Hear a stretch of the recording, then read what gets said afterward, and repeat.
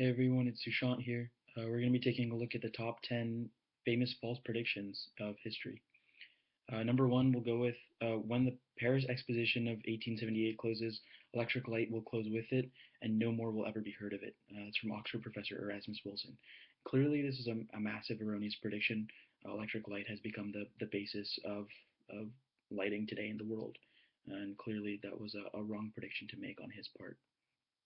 Number two, the horse is here to stay, but the automobile is only a novelty, a fad.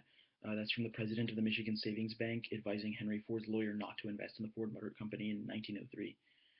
Clearly, the automobile has taken over the horse as the mode of transportation today, and the president of the Michigan Savings Bank clearly no longer in business, and so obviously his prediction didn't pay off, and is number two on our list. Number three is the wireless music box has no imaginable commercial value. Who would pay for a message sent to no one in particular? Which is said by associates of David Sarnoff, responding to the latter's call for investment in radio in 1921. Radio technology then became the mode of communication for the next 80 years until the cell phone really took over wireless communication between people. Radio was really the only way people communicated back and forth, and clearly that call failed, really. Number four on our list, the market for potential of copying machines is 5,000 at most.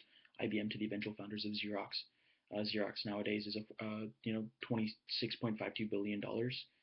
They made in 2014, and it's now one of the 150 biggest companies on the planet. So clearly, they sold a lot more than 5,000 copiers. Number five comes from Thomas Watson, who is the chair of IBM, one of the most distinguished people on the planet. But in 1943, he said, "I think there is a world market for maybe 5 computers." But clearly, in 1943, the computational power of computers was far lower than it is today. But today, computers run anywhere from, billions and billions of computers. The estimate is that 302 million computers were sold in 2013 alone. So clearly, times have changed. Number six on our list is from the co-inventor of the internet himself, Robert Metcalfe, who predicts that his own invention will go super catastrophically supernova, and in 1966 will catastrophically collapse. He says this a year before, in 1995. Today, 20 years later, the internet is literally the most important thing pretty much in the world today. It connects people from around the world, and about 45% of the world is connected to the internet, and that number is going up by day. Number seven on our list is by T.A.M. Craven, the commissioner of the Federal Communications Commission in 1961, who says there's practically no communications space satellites will be used to provide better telegraph, telephone, television, or radio service inside the United States. Um, exactly 50 years after, in 2014, there were over 1,200 communication satellites launched internationally and over 600 launched in the United States. So clearly, Craves was rapidly removed from the post as FCC chairman the next year. So his prediction really didn't pay off. Number eight on our list is from Martin Cooper, the developer of the first wireless handheld telephone, who says about his own invention, again, that cellular phones will absolutely not replace local wired systems in 1981. And today, 40% of homes in the United States do not have a landline. So, for whatever reason, the inventors themselves are the ones that are actually shooting down their own inventions. Number nine on our list is from Ken Olsen, who's the president of the Digital Equipment Corporation, who made big business mainframe computers in 1977, who says there's no reason why anybody would want a computer in their home.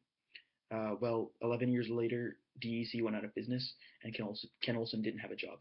So it's clear that his prediction simply didn't come true. And number 10, Bill Gates in 1983, obviously the world's richest man, said we will never make a 32-bit operating system. And in 1990, Windows 3.0 was released, where Bill Gates created a 32-bit operating system. So clearly, times change pretty rapidly, and your predictions that happened 5 to 10 years before weren't true. And nowadays, the world is changing so rapidly, even 1 or 2 years can and make a tremendous amount of difference in the technological space. And finally, we'll talk about the slide to unlock patent, which is Apple's patent number 8046721.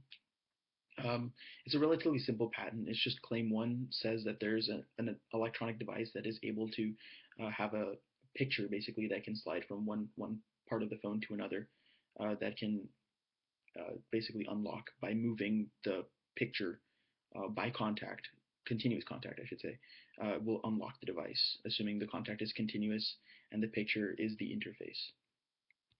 So yeah, those are the top 10 biggest famous technological false innovation predictions and the slide to unlock path. Thanks.